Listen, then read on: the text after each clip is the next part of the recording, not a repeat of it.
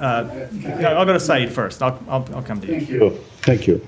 I wanted to ask you first if you read or heard about the Haaretz report on Israel employing the Hannibal Directive on October 7th. So I did see that report that moved over the weekend, and that's the limit of my knowledge of seeing that report from Haaretz. Does that make you change your position or your perspective on what really happened that day, that the Israelis may be responsible for killing a majority of the people that died on that day? Boy, it certainly does not, Saeed. I don't think there's any question. I don't think there's any question that it was Hamas. Just let me finish. I don't think it's any question it's Hamas that is responsible for the overwhelming number of deaths on October 7th. All right. Now, you in your answer to Simon, you gave two answers. You were saying that,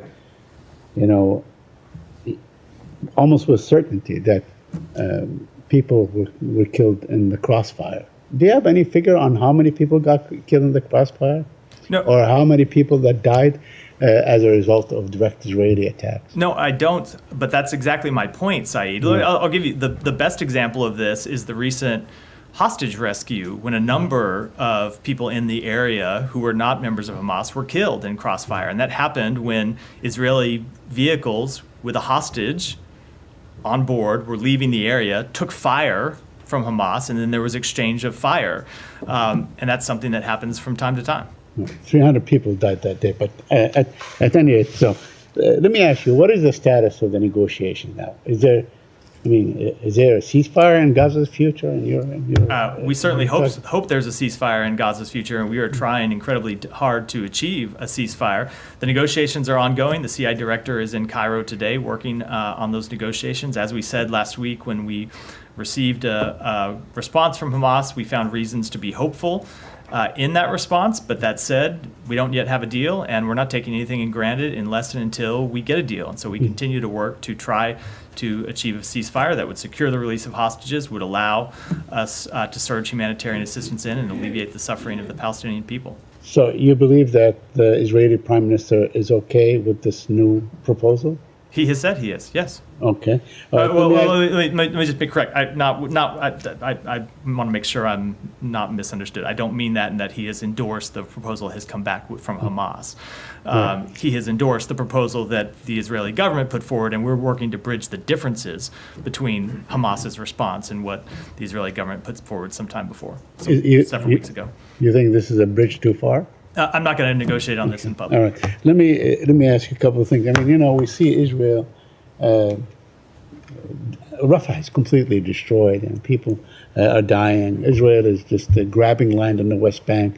It's really doing a lot of things. Would you be agreeable to any other state doing what Israel has done, let's say, in the past 48 hours or the past 72 hours or the past week and so on against Palestinians, whether in Gaza or in the West Bank? Wouldn't you be outraged? We hear reports by Israeli soldiers themselves. They're saying they were killing children because they were bored. So out loud. Let me take those one at a time. When it comes to abuses by the IDF, we make very clear that we expect the IDF to have full accountability for any soldier that behaves inappropriately, that violates either IDF rules of engagement or the laws of war. And we have seen the IDF announce that they will take steps to impose such accountability, and we will be watching that very closely. When it comes to settlements, we have also made clear that we oppose the advancement of settlements in the West Bank. We think that they're both inconsistent with international law and that they are ultimately counterproductive to the realization of peace, which is in Israel's interest. And that includes urging Israeli officials to not take actions to fund outposts that have long been illegal under Israeli law. So we will continue to make that clear. So any particular response to what happened last week in terms of the size of land confiscated by Israel for settlement purposes, which is apparently the largest since the 1967 war, in a sense, definitely since the Oslo Accord in 1993. Have any particular comment on that? Yeah, as I just said, we oppose the advancement of settlements. We oppose them taking actions to fund outposts. We think all of those are illegal under international law and ultimately hurt the chances of peace. Can I just follow up on the point that Saeed was making about ceasefire? Because there was a list of principles the Israeli Prime Minister, Mr. Netanyahu, his office issued yesterday, on the ceasefire, one of which appeared to be a desire, or he said, insisting on resuming fighting until all the objectives of the war have been achieved. I mean, we know that one of his objectives is the complete destruction of Hamas, not just its military existence, but also its administrative governance capabilities and so on, which goes way beyond what the president announced in his May framework that was described as the Israeli proposal. So have you got any reaction to what he said yesterday? So I don't know that this will be a satisfying answer, but I think it's most productive to hold these negotiations in private, but not in public. But it wasn't. But the president made a very public announcement about. Just hold on. Just let me finish, Tom. I'm happy to answer the question. You can ask me a follow-up if you want. We think it is productive to have these conversations in private, not in public. Sometimes seen the Israeli government make public statements. We've seen Hamas make public statements. We're going to hold the negotiations in private, and what has not changed is Israel is in its conversations with us saying that they are committed to the proposal that the president publicly outlined. The reason I was pushing back on that is it was a very public announcement by the president about, in some detail, about what should be in this proposal, and we have a very public announcement by the Israeli Prime Minister about what he believes. So this isn't, I'm not asking you to negotiate in public, I'm just asking for whether you believe this is a shift in the Israeli position, or is this something that Mr. Netanyahu is simply saying for We do not believe that their substantive position has changed. They have consistently supported the proposal that they put forward several weeks ago that the president outlined publicly. So do you think he's saying this for domestic consumption and he doesn't actually mean it? I'm just not going to characterize it at all. On Gaza? Yeah, go ahead. I promise you. The United Nations warned of widespread starvation in Gaza all the way back in December. We've had aid organizations and relief groups who've said over and over again that Israel is using starvation as a tactic of war. You've had 12 US government employees who've resigned, and they accuse the US government of undeniable complicity in the starvation of Palestinians. Doctors we've spoken to at Al Jazeera have told us that they, in part, also blame the US government for the horrors that they are seeing.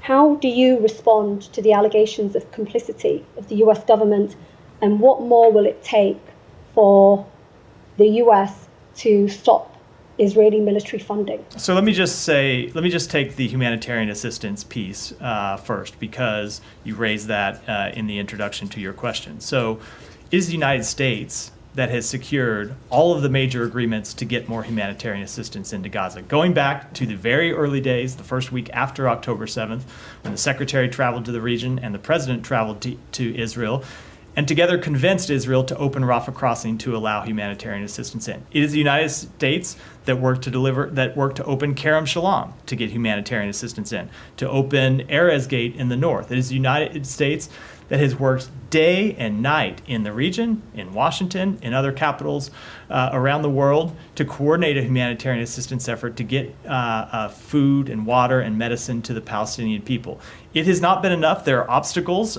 Sometimes those are logistical obstacles coming from Israel. Sometimes those are the nature of moving humanitarian assistance around in an armed conflict. But when you look at what has actually happened, the sad truth is there is widespread food insecurity in Gaza, and we have worked to try and address that.